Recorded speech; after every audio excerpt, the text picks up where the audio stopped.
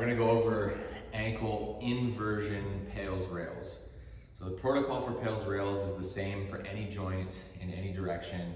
You first start by finding the end range of motion, the end passive range of motion to be more clear, and then holding that stretch for 2 minutes. After the stretch, you're gonna move or gradually increase the intensity for PAILs until you've reached your safest, greatest effort, and then immediately move into rails, also at safest, greatest effort in the opposite direction.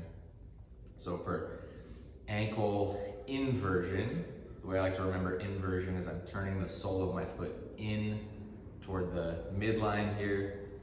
Okay, so for ankle inversion, we want to make sure that our knee stays pointed up. We rotate the foot so that the sole points toward the midline. You're going to take your opposite hand, wrap it around the outside of the pinky toe, and then continue to rotate. So rotate as far as you can until you feel stretch, a deep stretch on the outside of the ankle. You'll hold here for 2 minutes. Once you finish that 2-minute stretch, you're gonna go into PAILs. PAILs will be trying to pull the foot against the hand back to that neutral position. You're not gonna let yourself win though, so you're not gonna be able to move because you've got a physical block here in the other hand. So in 3 to 5 second increments, you'll go 20%, 40%, pressing against that hand, not letting yourself win though, ramping it up to 60%, then to 80%, and then finally, safest, greatest effort, you're gonna try with all that you can possibly give to turn your foot back to that neutral position. Obviously not letting go or not letting yourself win. And then after 8 to 10 seconds at safest, greatest effort, you're gonna immediately move the opposite direction, trying to pull your pinky toe up toward your face, the sole of your foot in toward the midline. Again, not letting the knee drop.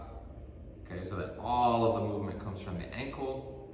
You'll hold that for 8 to 10 seconds at max effort, and then you can relax.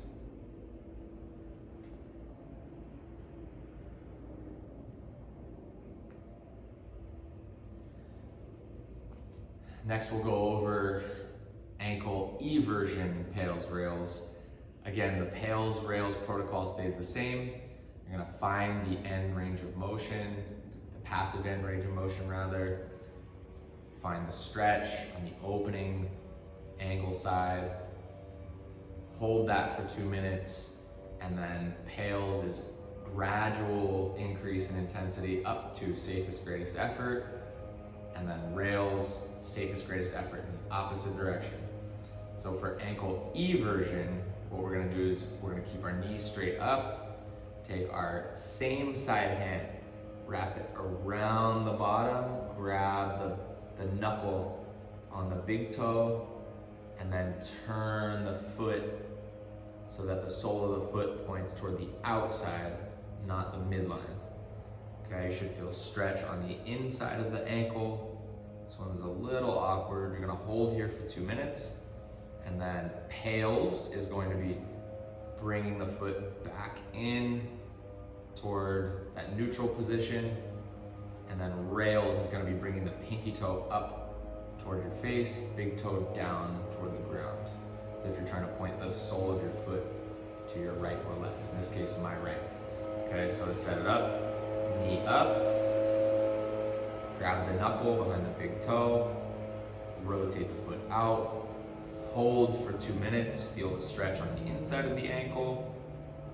Once that 2 minutes has elapsed, PAILs, we're gonna press the pinky toe down into the hand at 20%, ramp it up to 40% after 3 to 5 seconds, ramp it up to 60, ramp it up to 80, safest, greatest effort, as hard as you can press down into the hand, 8 to 10 seconds, and then rails. You're gonna let go and try to pull the pinky toe up toward the shin. Notice how my big toe is pointing down. It's as if I'm trying to point the sole of my foot to my right.